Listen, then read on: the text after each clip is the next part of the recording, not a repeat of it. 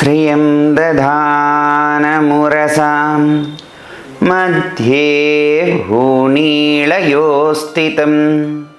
वन्दे वराहनृहरिं शेखरं సింహభూభృతః. ఆక్సా ఛానల్ ప్రేక్షకులకు శుభస్వాగతం.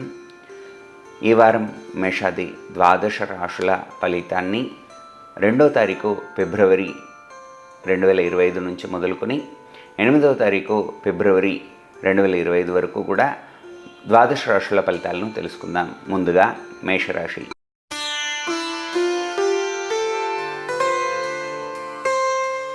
మేషరాశి వారు ఈ వారం వృత్తి ఉద్యోగాల్లో మంచి లాభాలను పొందుతారు. రవికి సంబంధించినటువంటి ఆరాధన చేసుకోండి. రవికి సంబంధించినటువంటి ఆదిత్య హృదయ స్తోత్రాన్ని మీరు పారాయణ చేయండి. లాభాలను పొందుతారు. అనేకమైనటువంటి విజయ పరంపర మీరు పొందుతూ ఉంటారు.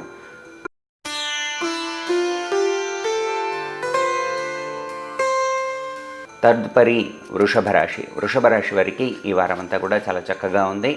మీరు హనుమత్ దర్శనం చేసుకోవడం, హనుమత్ స్తోత్ర పారాయణ చేసుకోవడం ద్వారా మీ ఏవైతే కార్యాలు మొదలు పెడతారో ఆ కార్యాలని కూడా చాలా చక్కగా విజయాన్ని చేకూరుతాయి. అనేకమైనటువంటి శుభాలను మీరు పొందుతూ ఉంటారు. అలాగే నవగ్రహ దర్శనం చేసుకోవడం, హనుమద్ ఆలయాలను దర్శనం చేసుకోవడం ద్వారా మీ కార్యాలని కూడా చక్కటి విజయాలను, చక్కటి ఫలితాలను కూడా పొందుతారు. అనేకమైనటువంటి సత్ఫలితాలు గోచరిస్తూ ఉన్నాయి.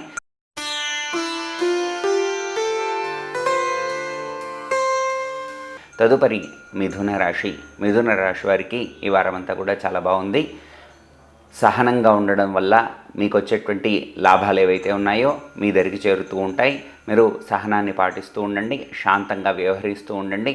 తద్వారా మీ పై అధికారుల ద్వారా కానీ లేదా మీకంటే పెద్దవారి ద్వారా కానీ అనేకమైనటువంటి ప్రశంసలు మీరు పొందుతూ ఉంటారు.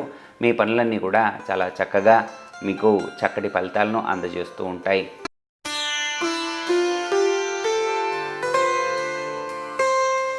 తదుపరి కర్కాటక రాశి. కర్కాటక రాశి వారికి ఈ వారం అంతా కూడా చాలా చక్కగా ఉంది.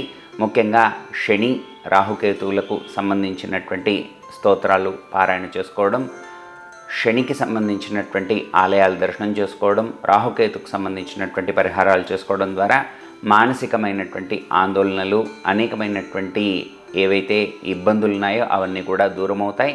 అన్నీ కూడా శుభ ఫలితాలను మీరు పొందుతూ ఉంటారు.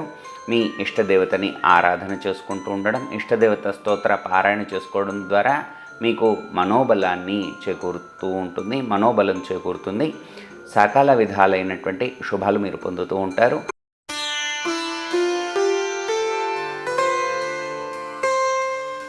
తదుపరి సింహరాశి. సింహరాశి వారు చాలా ఆత్మవిశ్వాసంతో ముందుకు వెళ్తూ ఉంటారు. అనేకమైనటువంటి పనుల్లో శుభాలు మీరు పొందుతూ ఉంటారు.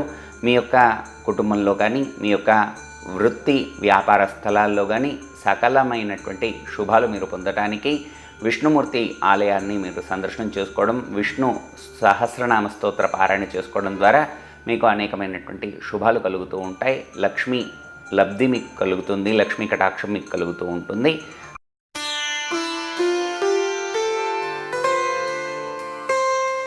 తదుపరి కన్యారాశి. కన్యారాశి వారు ముఖ్యంగా ఈ వారం అంతా కూడా బుధుడికి సంబంధించినటువంటి బుధ స్తోత్ర పారాయణ చేసుకోవడం, బుధుడి ఆలయ దర్శనం చేసుకోవడం, నవగ్రహాల్లో బుధుడి దగ్గరికి వెళ్ళి బుధ పారాయణ చేసుకోవడం ద్వారా మీకు సకలమైనటువంటి శుభాలు కలుగుతూ ఉంటాయి. మీకు ఆత్మవిశ్వాసం పెరుగుతుంది.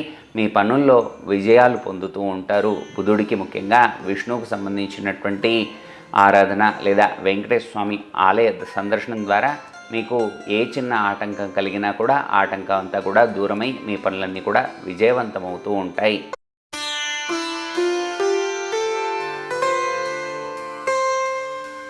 తదుపరి తులారాశి. తులారాశి వారు విశ్వాసంగా ఉండాలి, ఆత్మవిశ్వాసంగా ఉండాలి. మీ స్నేహితులతో కానీ, బంధుమిత్రులతో కానీ తగాదాలకు పోకుండా చాలా జాగ్రత్త వహించండి. ముఖ్యంగా భార్యాభర్తల మధ్య చాలా చక్కటి బంధం పెరుగుతూ ఉంటుంది. ఎవరైతే పెళ్లి చేసుకోవాలి అని అనుకుంటున్నారో వాళ్ళు పనులు మొదలు పెడుతూ ఉంటారు. ఈ సమయంలో పెళ్లికి సంబంధించినటువంటి పనులన్నీ కూడా చక్కబడతాయి. ఇంట్లో శుభకార్యాలు చేస్తూ ఉంటారు. అనేకమైనటువంటి శుభాలు మీరు పొందుతూ ఉంటారు. ముఖ్యంగా గురువుల యొక్క ఆశీర్వాదం మీకు రక్షగా ఉంటుంది. గురువుల దగ్గరికి వెళ్తూ ఉండడం, గురు దక్షిణామూర్తి స్తోత్ర పారాయణ చేసుకోవడం, హయగ్రీవ స్తోత్ర పారాయణ చేసుకోవడం ద్వారా మీకు గురుబలం కూడా పెరుగుతూ ఉంటుంది. అన్ని పనుల్లో కూడా విజయాన్ని మీరు పొందుతూ ఉంటారు.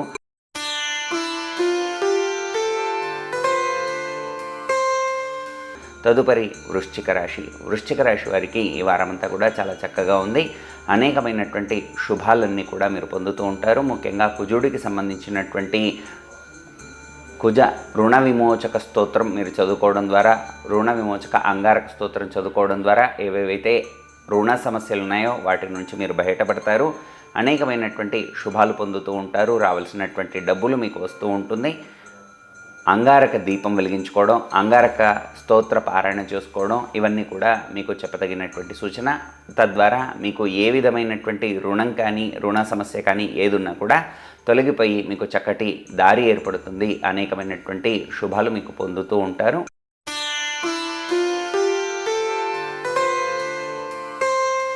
తదుపరి ధనుస్సు రాశి. ధనుస్సు రాశి వారికి అంతా కూడా చాలా చక్కగా ఉంది.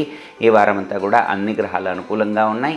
ఏ విధమైనటువంటి కంగారు లేకుండా, ఆందోళన లేకుండా మీరు అనుకున్నటువంటి పనులపైన చక్కటి ప్రణాళిక వేసుకోండి. ఆ ప్రణాళిక ద్వారా మీ పనులను ముందటికి తీసుకువెళ్తూ ఉండండి. తద్వారా సకలమైనటువంటి శుభాలను మీరు పొందుతూ ఉంటారు.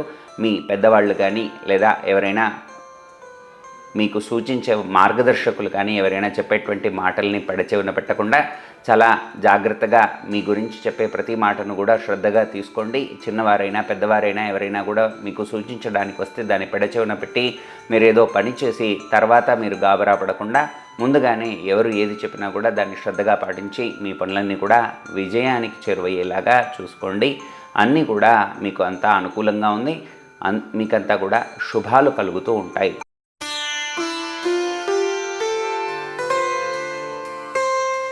తదుపరి మకర రాశి. మకర రాశి వారికి ఈ వారం గురుబలం బాగుంది. అనేకమైనటువంటి గ్రహాల అనుకూలత వలన సకల శుభాలు కూడా మీకు పొందుతూ ఉంటారు. ముఖ్యంగా శనికి సంబంధించినటువంటి స్తోత్ర పారాయణ చేసుకోవడం, శని దర్శనం చేసుకోవడం, శనికి తిల తైలంతో అభిషేకం చేసుకోవడం, ఇవన్నీ కూడా చేసుకోండి. తద్వారా మీకు సకల శుభాలు కూడా కలుగుతూ ఉంటాయి. సరస్వతి ఆరాధన కూడా విద్యార్థులకు చాలా చెప్పదగినటువంటి సూచన. సరస్వతీదేవి ఆలయానికి వెళ్ళండి, సరస్వతి స్తోత్రం చదువుకోండి. తద్వారా మీకు విద్యలో ఏ చిన్న ఆటంకాలున్నా కూడా అన్ని సమస్యలు కూడా వెళ్ళిపోతాయి. పరీక్షలకు సిద్ధమవుతున్నటువంటి వాళ్ళు చాలా జాగ్రత్త వహించండి. అన్ని శుభాలు మీరు పొందుతారు.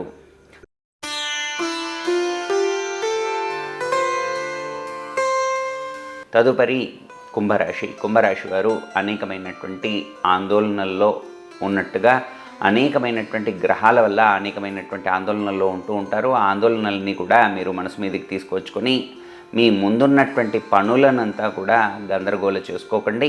శని కారణంగా, రాహు కారణంగా కానీ ఇలా మీకు అనేకమైనటువంటి సమస్యలు ముందటికి వస్తూ ఉండవచ్చు. కానీ మీ యొక్క ఆశీర్వాదం వల్ల, మీ ఇష్టదేవత ఆశీర్వాదం ద్వారా మీకు అన్ని పనులు సక్రమంగా విజయానికి చేరువవుతాయి.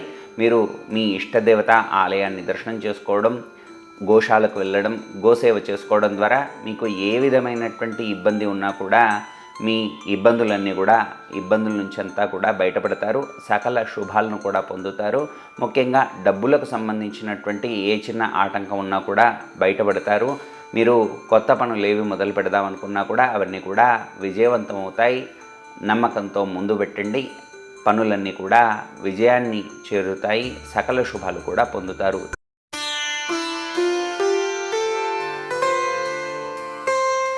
తదుపరి మీనరాశి. మీనరాశి వారు ముఖ్యంగా అనేకమైనటువంటి ఆలయాల దర్శనం చేసుకుంటూ ఉంటారు. వీరికి తీర్థయాత్రలు చేసేటువంటి సమయం కనబడుతూ ఉన్నది. తీర్థయాత్రలు చేస్తూ ఉంటారు. తద్వారా సకల శుభాలను కూడా పొందుతారు. ముఖ్యంగా గురువుకు సంబంధించినటువంటి దక్షిణామూర్తి కానీ, హయగ్రీవ స్వామికి సంబంధించినటువంటి స్తోత్రాలు మీరు చేసుకుంటూ ఉండండి. విద్యల్లో సకలమైనటువంటి శుభాలు పొందుతూ ఉంటారు. విద్యా ఆటంకాలు ఏమున్నా కూడా తొలగిపోతాయి. ముఖ్యంగా కంటికి సంబంధించినటువంటి ఏ చిన్న సమస్య ఉన్నా కూడా అశ్రద్ధ వహించకండి. కంటికి సంబంధించినటువంటి సమస్యల్ని అశ్రద్ధ వహించకుండా ముందుగా వైద్యుల సూచన పాటించండి. అన్ని శుభాలు కూడా మీరు పొందుతారు. ఆరోగ్య సమస్యల నుంచి కూడా మీరు బయటపడతారు. ఏ విధమైనటువంటి ఆటంకం వచ్చినా కూడా మీ ఇష్టదేవతా స్తోత్రం, ఇష్టదేవత సంబంధించినటువంటి ఆలయ దర్శనం చేసుకోవడం ద్వారా మీరు ఆపదల నుంచి అన్నిటి నుంచి కూడా బయటపడతారు. రామకోటి రాయడం అలవాటు ఉన్నవారు రామకోటి రాస్తూ ఉండండి. అలవాటు లేని వాళ్ళు, ఇష్టమైనటువంటి వారందరూ కూడా రామకోటి రచించడం ద్వారా ఆపదల నుంచి బయటపడేటువంటి ఆ రామచంద్రమూర్తి అనుగ్రహంతో సకల శుభాలు కూడా పొంది సకల సంపదలు కూడా మీరు పొందుతూ ఉంటారు.